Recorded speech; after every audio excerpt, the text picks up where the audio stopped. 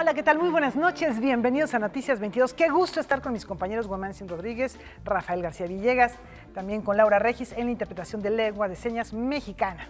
¿Cómo están? Laura Barrera, queridísimos. Muy contento de saludarlos, amigos del auditorio. Guamantzin, un placer como siempre. Un placer, un gusto, amigos. Y hoy tenemos un programa que nos va a llevar lo mismo a uno de los festivales con la mayor cantidad de actividades imaginadas que a ver aquellos rescoldos del Tratado de Libre Comercio. No, espérate. Bueno, empezamos por algo más agradable. Con el Festival Fringe que dicen, eso sí está bonito. Eso sí está bonito.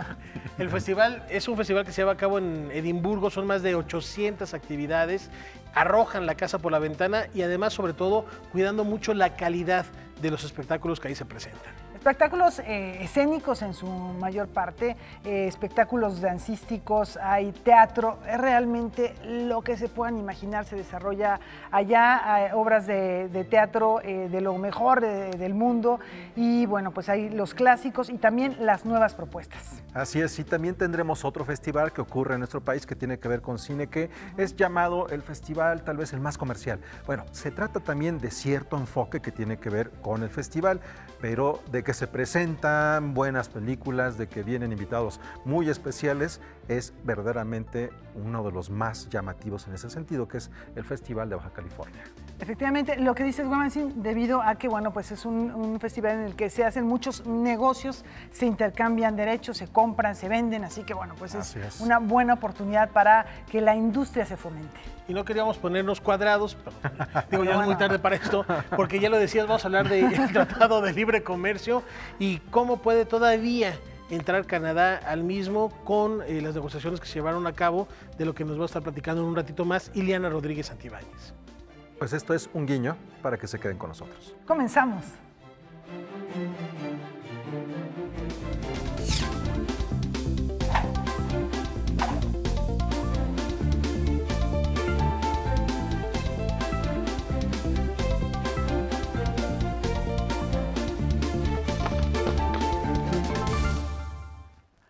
Bueno, comenzamos con un personaje muy interesante, representante de la Facultad de Ciencias Biológicas, Gilberto Guevara Niebla. También fue una figura reconocible dentro del movimiento estudiantil de 1968. Bueno, pues anoche se presentó en la Fundación Elena Poniatowska para hablar de ese largo camino a la democracia iniciado hace 50 años.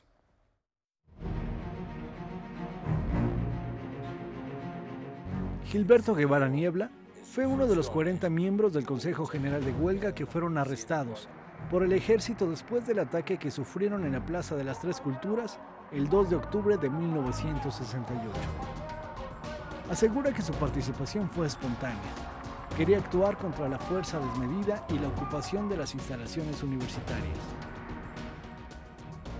Y en ese marco de la protesta por la violación de la autonomía universitaria, los estudiantes comenzamos a organizarnos, se creó el Consejo Nacional de Huelga, se levantó el pliego petitorio y el movimiento estudiantil avanzó durante todo el mes de agosto. Sí.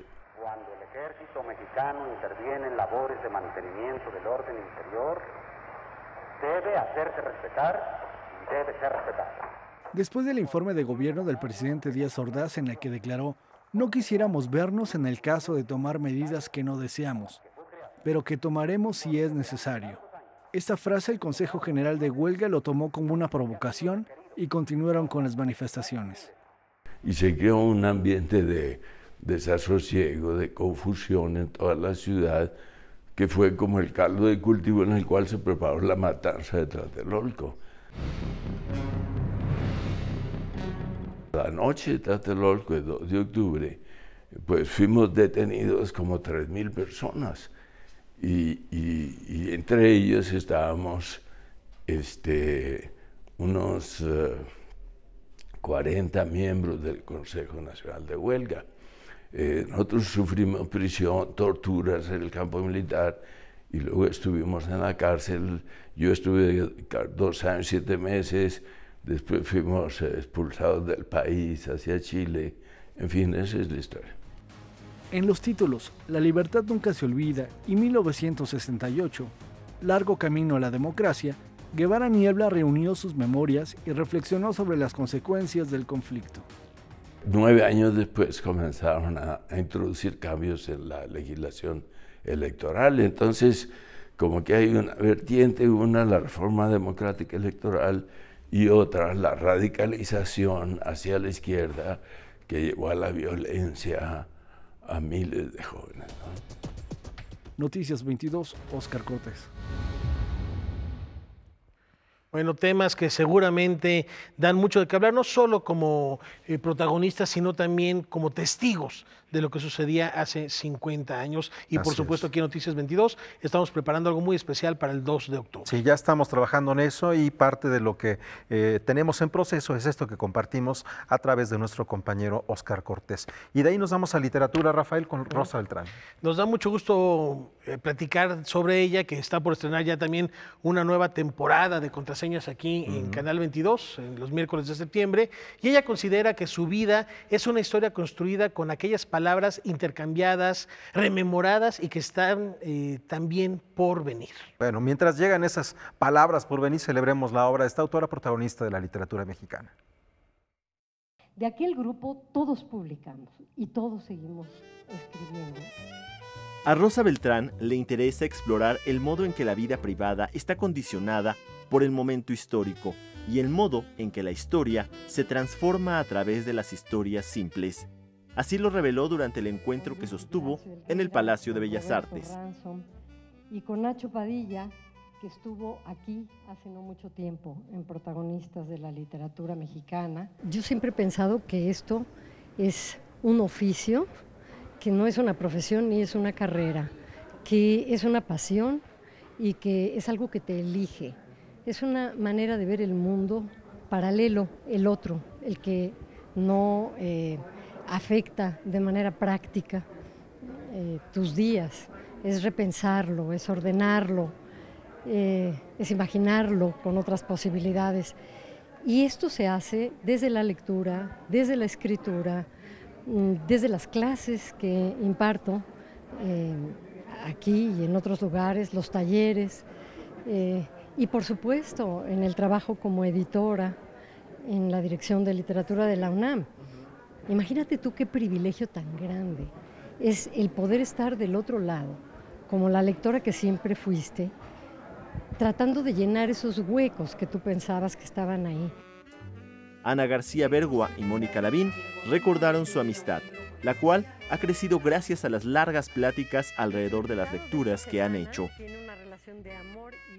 Al releer La Corte de los Ilusos me di cuenta de que en esa primera novela que le granjeó el Premio Planeta, y específicamente en aquella vieja princesa arrobada que se empeña en vestirse de amarillo para la coronación de Agustín I, se encuentra no solo el germen de muchos personajes de sus novelas posteriores, sino también el de muchos temas de Rosa, entre ellos el de la búsqueda enfermiza de la felicidad.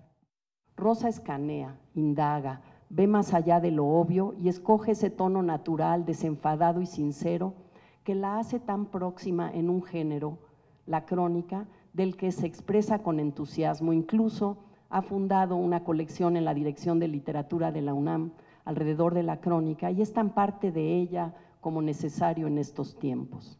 Es una especie de crónica de familia, también ya lo decía. Por último, Jorge Volpi tomó la palabra e hizo un análisis de las obras publicadas por Rosa Beltrán, sus temas, escenarios y sus preocupaciones reflejadas sobre todo en efectos secundarios. Rosa termina siendo una escritora profundamente política, de políticas distintas, de políticas del cuerpo, de políticas de género y también de crítica del poder en muchos sentidos. Ya estaba esto, por supuesto, en La Corte de los Ilusos, ahí está el poder encarnado por Iturbide y la pérdida del poder del propio Iturbide, y aparece ahora en esta familia de clase alta, la manera como la propia decadencia de la familia refleja la del país. De Rosa Beltrán se habló sobre su obra literaria, sus años como becaria del FONCA, como maestra de la UNAM, su trabajo como editora y su incansable necesidad de quitarle tiempo a la literatura para la vida, ya que a todas sus labores se suma la de miembro de la Academia Mexicana de la Lengua. Los miembros de la Academia son personas sabias, cada uno en su ramo. No todos pertenecen a la literatura. hay gente que viene de la antropología, de las ciencias, de la música, y las oportunidades que he tenido de escuchar sus trabajos antes de que sean publicados, pues son oportunidades únicas, son trabajos espléndidos los que se comentan allí. Imponen, por supuesto que imponen, desde luego, pero algo habrá también que uno pueda aportar si al final es posible abrir el canon un poquito. Noticias 22, Alberto Aranda. Bueno, pues una invitación a acercarse a la literatura de Rosa Beltrán y también para estar presentes en la nueva temporada de este programa que, bueno, pues ya se ha vuelto una seña de Canal 22. Y bueno, pues vamos a continuar con más información en torno a ello. Vamos a hablar del teatro. El teatro mexicano sigue de fiesta. Veamos cómo se vivió la primera ceremonia de entrega de los premios metropolitanos de teatro en la voz de sus protagonistas.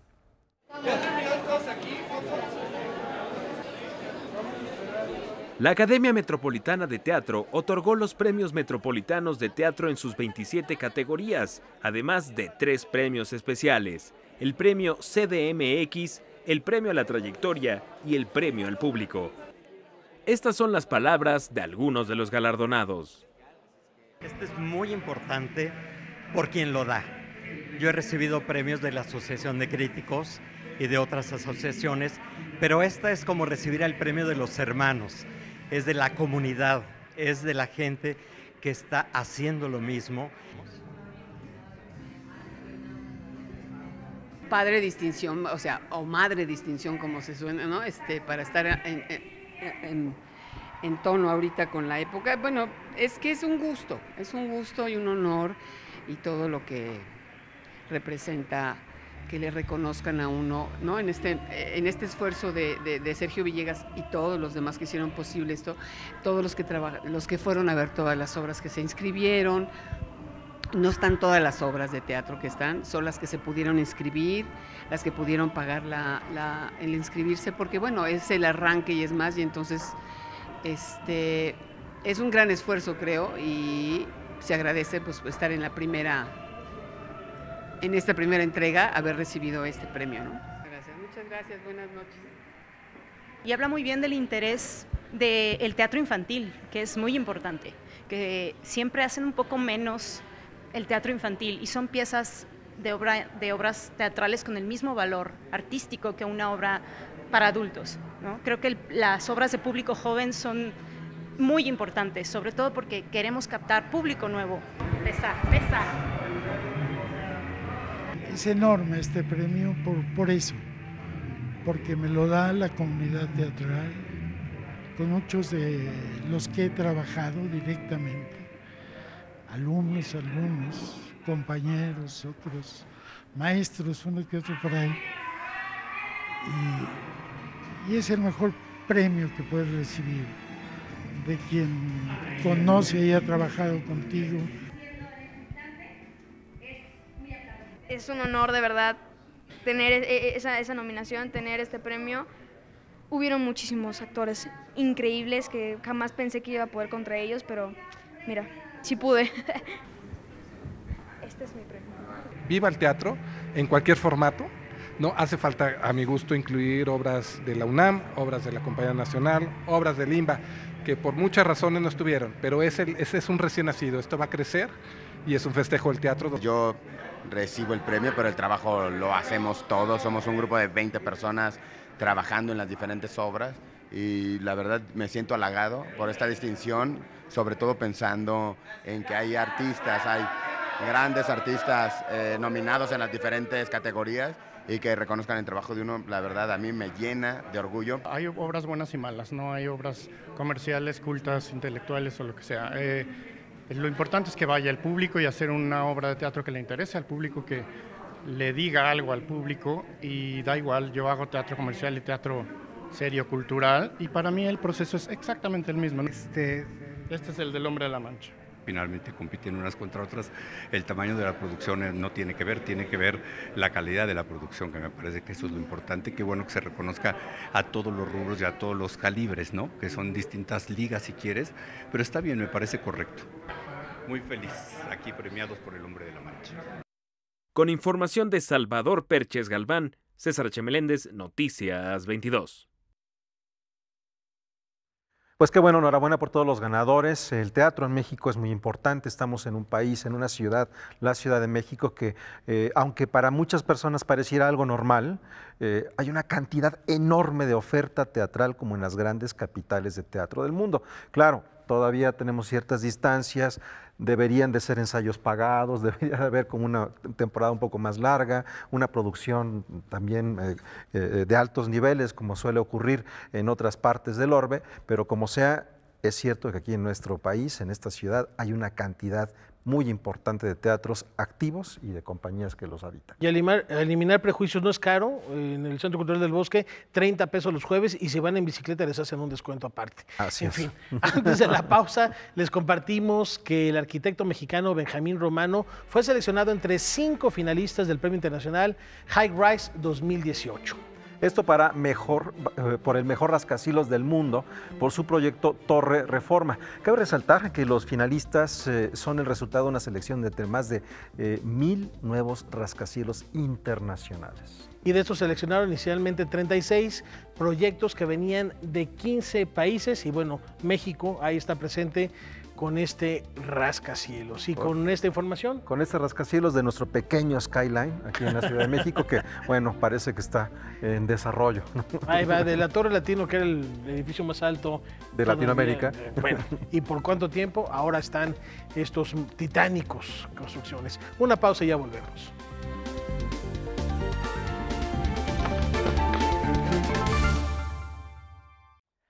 Vamos a hablar de dramaturgia. Así es, ya hablábamos del teatro que se hace en México y ahora de manera particular del que está haciendo David Gaitán, que encuentra en los mitos clásicos una posibilidad escénica en la época contemporánea. Efectivamente, lo que dices es cierto, y bajo su dirección un, digamos que rejuvenecido equipo regresa a las tablas. Tebas está en guerra, soy el rey de un pueblo en guerra. Inmortalizada por Sófocles y popularizada por Freud a través del psicoanálisis, la historia de Edipo es probablemente la más famosa de las tragedias griegas. Ahora que estamos haciendo Edipo Nadie es Ateo, se siente como una isla a la que tarde o temprano todo mundo tendríamos que llegar. No solo porque lo traemos desde antes de darnos cuenta que lo traemos, desde lo psicoanalítico, pero también desde la cultura más fundacional. Luego que nos acercamos al teatro es un punto obligado en la formación, y visitarlo ahora con la premisa de escenificarlo y por lo tanto de desprendernos en medida de lo posible de lo academizado que está este mito, pues se convierte en una experiencia artística muy, muy estimulante de hacer.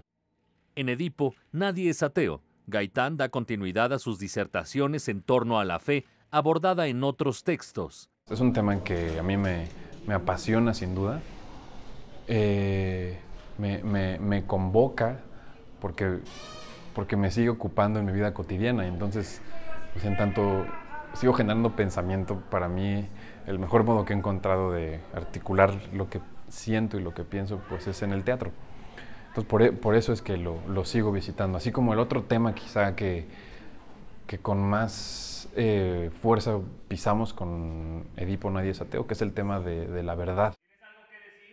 En esta puesta en escena, interpretada por Raúl Briones, Carolina Politi, Adrián Ladrón, Diana Sedano y Ramón Morales, el público no verá túnicas, guirnaldas ni columnas. No, esta vez no será esa versión del mito. Parte de lo que nos interesa, a mí en lo particular y al equipo que estamos haciéndolo, a Alejandro Luna, que hace escenografía e iluminación, a Mario Marín, que hace el diseño de vestuario, pues es cómo podemos habitar Tebas siendo un lugar más, casi es una metáfora de nuestras fantasías, ¿Cómo podemos evitar Tebas sin que el espectador, al momento de acercarse a la representación, tenga una sensación museística?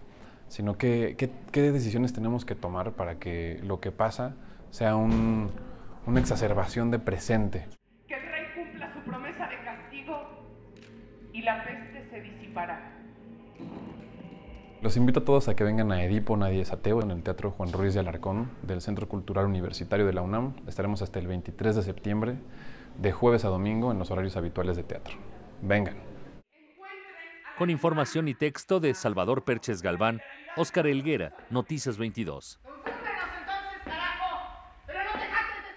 Bueno, ahora vamos con la expresión cinematográfica y los amantes del séptimo arte. Tomen nota porque del 7 al 12 de septiembre regresa el Festival Short México.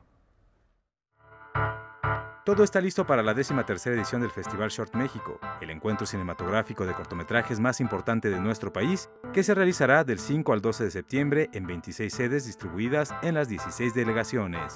Vamos a exhibir 380 cortometrajes de todo el mundo, vamos a tener alrededor de 32 secciones, tenemos 11 secciones en competencia, las mexicanas, las internacionales iberoamericanas, en ficción, animación, documental. En el caso de mexicanos tenemos una competencia de nuevos realizadores y una de guión.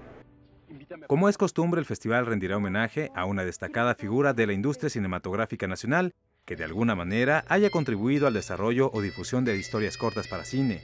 En esta ocasión, la ceremonia estará dedicada a la actriz Arcelia Ramírez. Las cosas especiales que tenemos este año va a venir el director del Festival Internacional de Cine de Clermont-Ferrand en Francia, de Francia, que es el festival más importante de cortometrajes del mundo. Se le conoce como el Cannes del corto y ha habido mucha participación mexicana en ese festival francés. Vamos a hacer una retrospectiva de esos cortos mexicanos que han participado. Paralelo a las proyecciones se realizarán 12 conferencias, mesas redonda y todo tipo de retrospectivas y ciclos. La Filmoteca de la UNAM acogerá los ciclos dedicados al cine queer, otro que engloba horror, fantasía, ciencia ficción y uno más dedicado a cortometrajes sobre el medio ambiente. Además, preparan una sorpresa muy peculiar. En particular les quiero contar que el 7 de septiembre a las 7 de la noche vamos a pasar una colección de cortometrajes pornográficos mexicanos de más o menos los años 30. No tenemos todavía bien identificada la historia, porque como llegaron esos cortometrajes, es como mucho del material que de repente llega a los archivos fílmicos, que se encuentran en mercadillos, en la Lagunilla, en mercados de pulgas, que alguien te los dona porque estaban en el arcón de la abuela de hace no sé cuántos años. Bueno, pues así llegaron. Más o menos calculamos que debe ser entre el 28 y el 30. Las actividades del Short México no se limitan solo a los días del festival. Durante todo el año realizan proyecciones gratuitas en diferentes sedes de la Ciudad de México, como Cineteca Nacional y Cine Lido. Noticias 22, Julio López.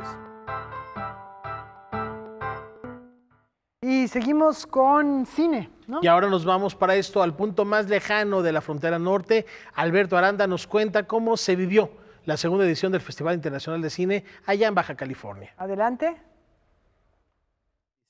El Baja California International Film Festival se ha preocupado no solo por la difusión de películas, también por promover el estado como una sede para la producción fílmica. Vamos a escuchar a su directora hablarnos al respecto. $10,000. Ese es el trato. La verdad es que la personalidad que se le da a este festival es que estamos completamente siendo el festival de la frontera. O sea, todos tienen un festival, pero nadie es el festival de la frontera. Como te digo, aquí inicia la patria, aquí te das cuenta que el nivel de producción es distinto. En Baja California se producen 100 películas o 100 producciones cinematográficas al año con una derrama económica de $22 millones y se hacen 850 empleos simplemente de producciones que se llevan al año. Entonces, pues es algo bien importante, ¿no? Y vale la pena que se sepa que por eso los compañeros de Estados Unidos ven aquí como un lugar ideal para llevar a cabo sus producciones. En los días que duró el festival se proyectaron más de 130 películas, se dictaron conferencias, talleres de guión y doblaje, así como de casting. Un atractivo particular fue poder ver la producción local a través del programa Descubre Baja. que aquí se habla mucho de frontera. Se habla mucho de sueños, se habla mucho de la lucha de poder llegar a algo, de poder lograr tu sueño. Los jóvenes aquí en la frontera tienen muchas ilusiones de mostrar su trabajo, de poder ser reconocidos, y tú vas en la avenida principal y ves la pobreza y la tristeza de los que a lo mejor quisieron cruzar y se quedaron y se perdieron, y volteas y ves las casas de San Diego, los edificios, en donde dices, híjole, donde realmente la gente puede vivir el sueño americano, y eso es una de las cosas, de los temas principales que los jóvenes quieren mostrar, el cómo los pueden tomar en cuenta siendo pues de la frontera.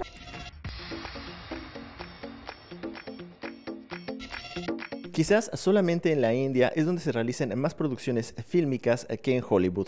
Vamos a conocer más de esta industria.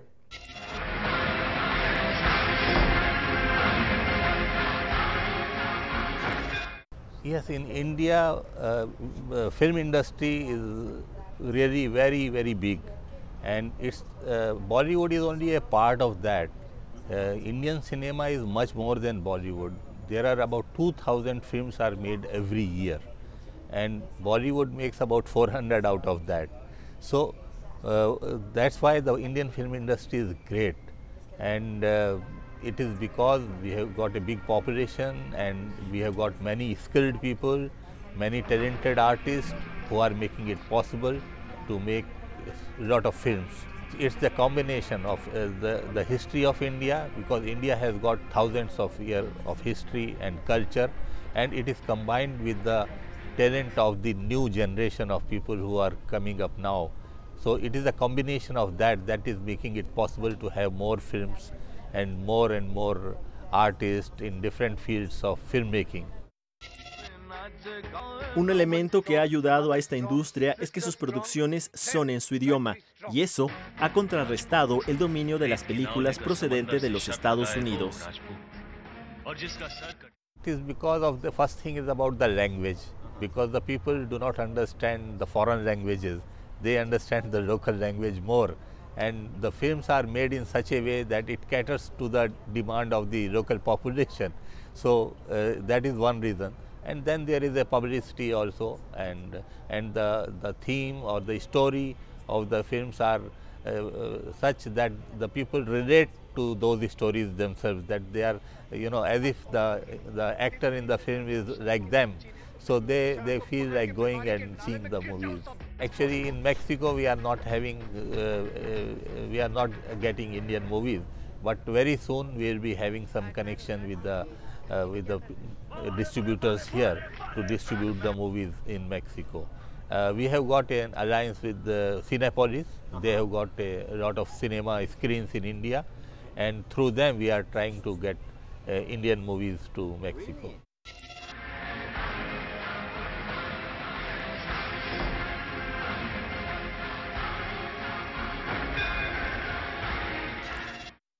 El Baja California International Film Festival está interesado en promover algunas herramientas que ayuden en la difusión del cine. Vamos a conocer lo que es True People.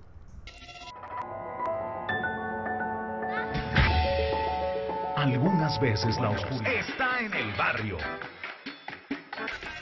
True People permite potenciar esos contenidos que sean exhibidos en otros lados, específicamente con nuestra sociedad con MyCinema, que es una tecnología que permite la distribución de contenido audiovisual vía streaming en el formato grande, que eso es algo bien importante, en el mercado o en el territorio donde está empezando esta plataforma, que es MyCinema, es Estados Unidos y Canadá, que son los mercados más grandes de cine en el mundo. MyCinema entra no solo en los mercados latinos, entra en mercados latinos y en mercados anglosajones. Solo que hay una cualidad muy importante. El único segmento de población que en Estados Unidos no disminuye su consumo de cine, sino que lo incrementa, es la comunidad latina. Entonces el primer indicador es ese, pues nos tenemos que enfocar en tener contenido latino para que, ¿por qué? Porque ellos son los que siguen yendo al cine en Estados Unidos, ¿no? y que está creciendo.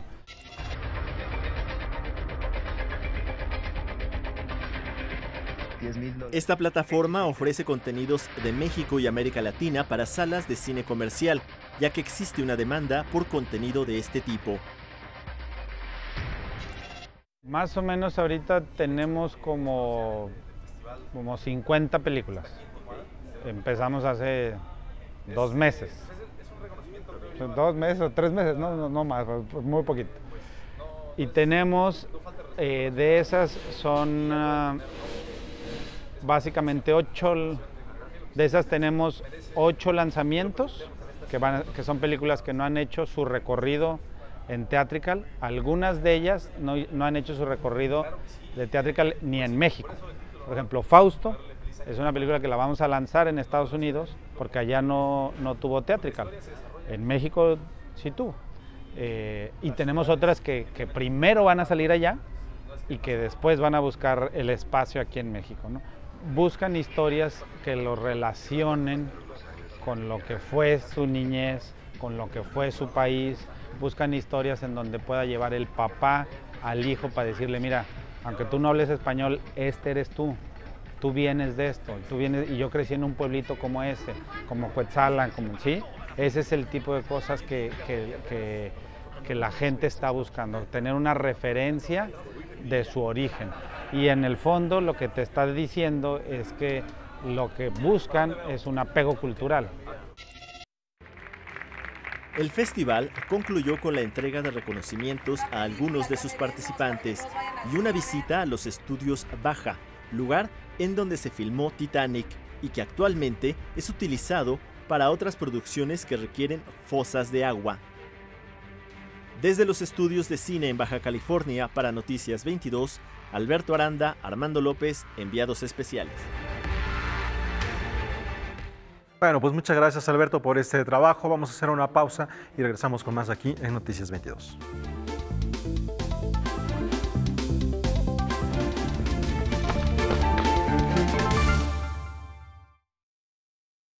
Proveniente del reino musical de Giuseppe Verdi, ha llegado al Centro Nacional de las Artes el heredero del trono español, Don Carlo.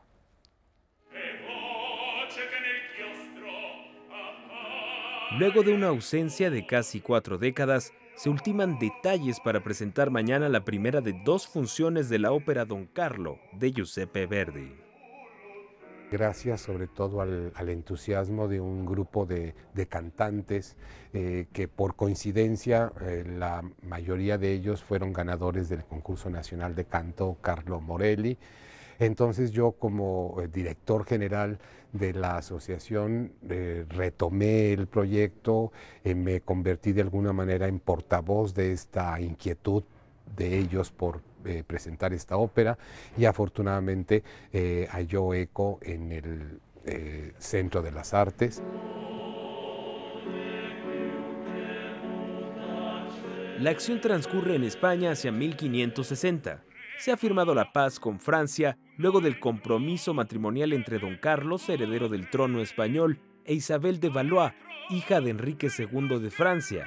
Pero el padre de Carlos, Felipe II, viudo de María Tudor, decide casarse con Isabel. A fin de consolidar la paz, la princesa cede a los ruegos del pueblo y acepta la petición del que sería su suegro, para desconsuelo del infante.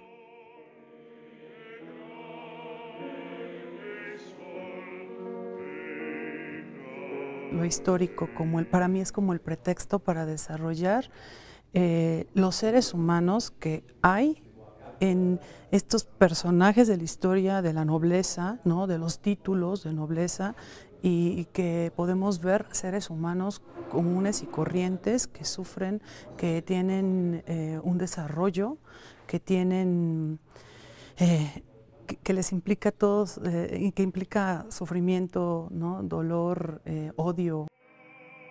Se trata de una de las partituras más geniales por su meticulosa y perfecta elaboración musical, consistencia dramática y fascinantes melodías. Yo creo que es una de las partituras más grandiosas de Giuseppe Verdi. Está cronológicamente entre La Forza del Destino y Aida. Es igual de espectacular que Aida, pero mucho menos conocida. De hecho, Quizá es por ello que se representa poco en comparación de Aida, ya que la inversión es grande, son 5 actos, un ballet, 3 grandes escenas corales, un vestuario muy fastuoso, 7 escenas con distintas escenografías. Entonces, muchas veces para los teatros, para las compañías de ópera, si van a gastar tantos recursos, prefieren invertirlos en Aida. Bueno, son dos funciones, jueves y domingo. Jueves a las 8 de la noche y domingo a las 5 de la tarde aquí en el Teatro de las Artes del Centro Nacional de las Artes. Con información de Salvador Perches Galván, César H. Meléndez, Noticias 22. Pues continuamos con música. Rafael, va a ocurrir algo bien bonito el próximo viernes. De semana, ajá. El próximo viernes va a haber un concierto y la primera sesión de la Cátedra Carlos Chávez. Esto va a ser en Oaxaca. Así es. Y tenemos aquí ya los pormenores. Vamos a recordar primero quién es Carlos Chávez para irle dando seguimiento previo a este concierto.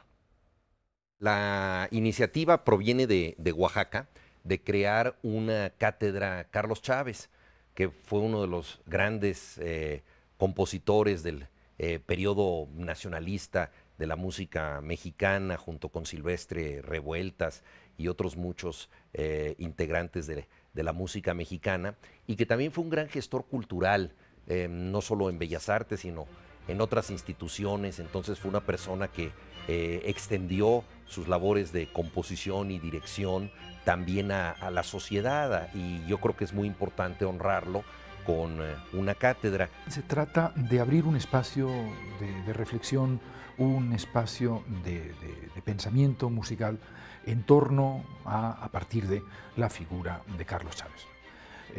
Lógicamente, aprovechando el 40 aniversario, y por otra parte, en el momento quizás estético, artístico, social, político en el que vivimos, la Secretaría de las Culturas de Oaxaca, la Secretaría de Cultura, Colegio Nacional, y nosotros decidimos, bueno, sentarnos en una misma mesa y ver qué se nos ocurría y qué podíamos hacer a partir de, como te digo, la figura de Carlos Chávez.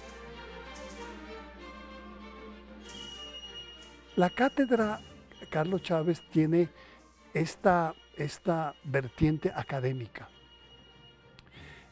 La idea es hacerla cada año en diferentes sedes.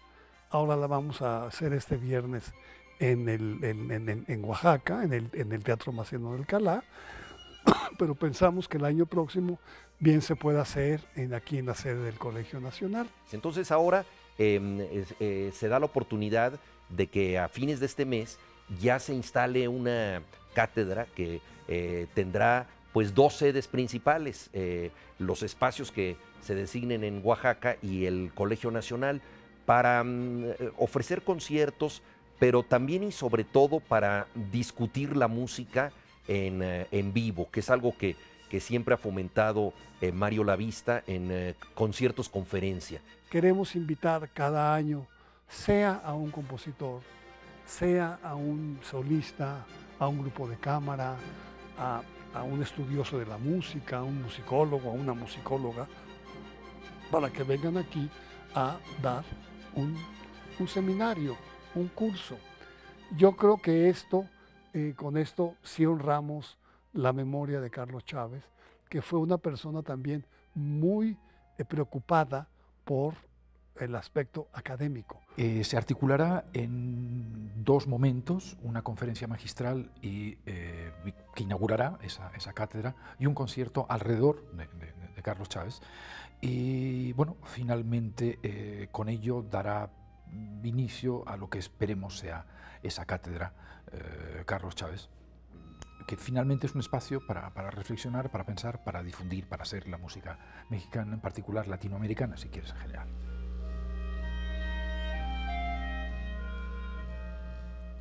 Lo más útil para un país y para México en particular son las actividades académicas.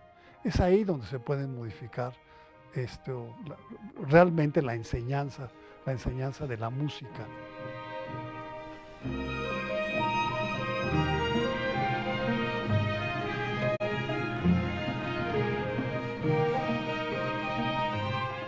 Bueno, ya hablaremos de esto más adelante y vamos a cambiar de tema. En su colaboración de cada miércoles, Noticias 22 Digital nos explica por qué es importante la soberanía alimentaria. Vamos a esto después a una pausa. En materia de seguridad y soberanía alimentaria, ya habíamos abordado el abasto de alimento, pero aún más importante es saber de dónde viene ese alimento y, sobre todo, uno tan relevante como el maíz, que no solo tiene que ver con las culturas agrícola y culinaria, sino con un tema de identidad. ¿Qué ha pasado con nuestro maíz? En cuanto a variedades de maíz, se han contabilizado 59. La gente de Conavio, que es la más experta, es el conteo que tiene, entre 59 y 60, pero hay cientos de familias del maíz y son las que se están perdiendo en México. A raíz del Tratado de Libre Comercio, en los años 80, se dejó de apoyar la producción de maíz, de milpa en México. Tras la Revolución Verde en los años 80, que buscó el abasto de alimento por medio de una agricultura sistematizada, se perdió de vista el valor de una alimentación saludable que permitiera combatir la pobreza económica y revalorizar la agricultura. Es muy grave porque pierde soberanía alimentaria. La soberanía alimentaria sabemos que es un concepto muy amplio, no solo tener la comida suficiente, sino contar con la comida local, la comida tradicional, de calidad, las prácticas tradicionales de siembra también, cuidar el medio ambiente, la biodiversidad. La pérdida de la milpa, también por el uso extendido de maíces híbridos de agrotóxicos, ha impactado en la alimentación de la población mexicana y mucho la publicidad también de las grandes empresas. La preservación de nuestras semillas de maíz es un tema fundamental en la soberanía alimentaria. Comunidades campesinas e indígenas aún intentan rescatarlas y conservarlas, aunque no es suficiente. La demanda que tenemos, que emprendimos hace 4 años, 52 personas y más de 20 organizaciones civiles, por la defensa del maíz mexicano contra el maíz genéticamente modificado, pues es otra lucha muy importante también que estamos dando. Es muy importante recuperar nuestras semillas, impedir que las empresas se apropien de ellas como Monsanto, Syngenta, Dow AgroScience, que están trabajando a nivel del DNA, a nivel genéticamente modificado con estas semillas, pero se las apropian y después quieren venderlas y esto te crea aparte una subordinación económica, daños a la salud por el paquete tecnológico que viene acompañado de glifosato, daños al medio ambiente, a la tierra y a quien consume esos alimentos. Garantizar la supervivencia de nuestras semillas es nuestra responsabilidad, así como aprender a producirlas, conocerlas y multiplicarlas. De este modo, preservaremos no solo nuestro alimento y su calidad, sino también nuestra autonomía y diversidad biocultural. No somos autosuficientes para comer ni una semana con lo propio que tenemos. Entonces los huertos urbanos son otra alternativa que se está creando. Igual a lo mejor no puedes tener grandes extensiones con gallinas, cerdos, tus reses, pero sí puedes tener tus vegetales.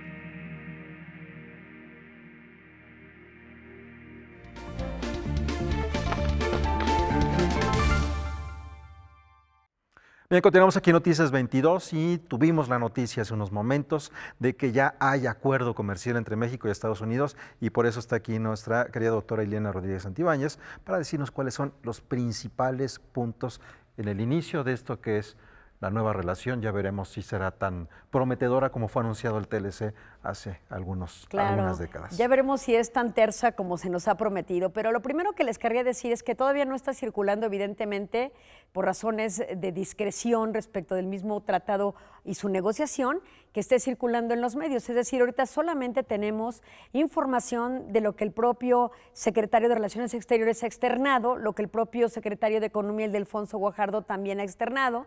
Y entonces, en realidad, todavía no tenemos bases sólidas para saber a ciencia cierta cómo quedó. Pero lo que sí podemos decir es que, de acuerdo a los últimos 8 meses de negociaciones, y particularmente estas últimas 5 semanas, donde solo ha estado negociando México con Estados Unidos, Canadá quedó en esta parte rezagada, no excluida, pero sí rezagada, para poder negociar cosas muy específicas con México. Lo que sí podemos decir de buenas noticias y que es público es que el Tratado de Libre Comercio vigente tiene 2 acuerdos paralelos, uno en materia ambiental y uno en materia laboral. Este acuerdo paralelo se suma en la negociación para formar parte integral de esta negociación y del futuro TLC, que va a sustituir al que actualmente tenemos. Esto es importante porque entonces todas las normas en materia laboral, que además siguen lineamientos de la Organización Internacional del Trabajo, quedan vinculantes u obligatorias para los estados.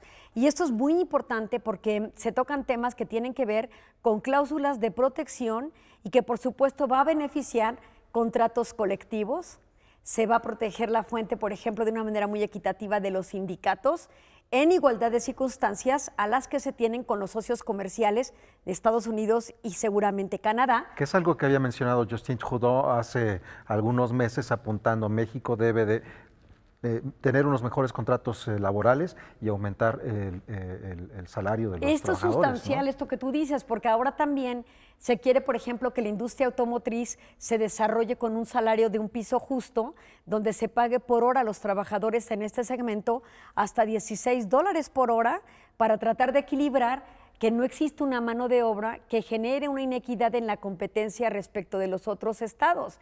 Entonces, esto también va a elevar, por supuesto, la condición de muchos trabajadores del Estado mexicano que hoy día perciben salarios inferiores a $3 la hora, ¿no? Entonces, esto seguramente impulsará la economía de estas familias, así es que por ahí vienen cosas interesantes. Bueno, esperemos que eso también tenga que ver, ahora que tocas, Ileana, lo de la industria automotriz, que existan mejores condiciones, porque el mismo auto fabricado en México, el que se exporta a Europa, a Estados Unidos o a Japón, tiene mejores condiciones de seguridad que el mismo modelo que se vende en México. Es decir, incluso allí no estamos equitativos. Sí, es correcto. Y también en ese tema hay algo muy relevante, que es, tú sabes que cuando una unidad automotriz de un automóvil se compone por partes pero provenientes de Estados Unidos, Canadá y México, se mide o se determina un componente regional que va a definir el arancel o el impuesto que se tiene que pagar.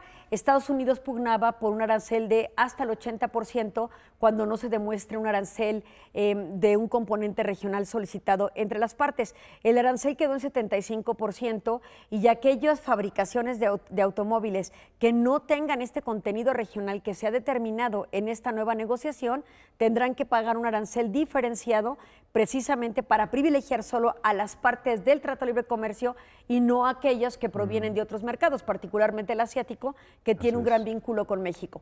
Entonces, ahí vienen situaciones importantes. Un tema, hay que decirlo, es el capítulo 19 y lo que tiene que ver con la solución de controversias, que ha sido un tema muy interesante. No se quería por las partes que se disolviera la oportunidad de los paneles trilaterales o binacionales de solución de controversias que actualmente funcionan.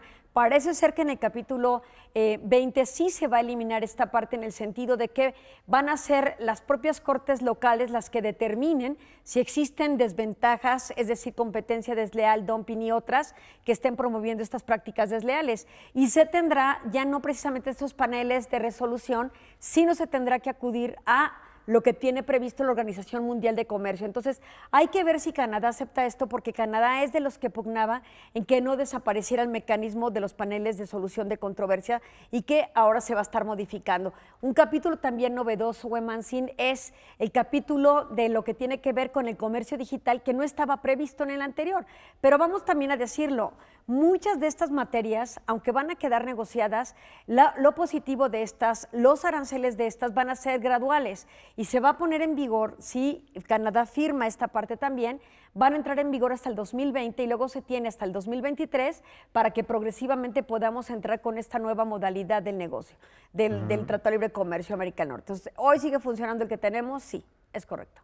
Entonces estamos en un proceso. Este proceso, Ileana, y ya con esto nos despediríamos, ¿cuáles serían las etapas que al momento sabemos de la nueva relación con Estados Unidos económica? Bueno, pues la nueva relación va a tomar tiempo si consideramos que en México acaba de, precisamente este día, asumieron sus funciones o ya los nuevos, quienes eran los nuevos representantes en el Congreso, y en Estados Unidos es en noviembre la elección. Hay que ver si los demócratas también están de acuerdo con esta renegociación, hay que ver cómo queda Canadá, si acepta estos términos o qué se va a seguir negociando respecto de Canadá, si Canadá impondrá reservas o declaraciones interpretativas interpretativas en realidad para la aplicación del Tratado de Libre Comercio de América del Norte. Entonces, es una relación positiva con el nuevo y futuro gobierno.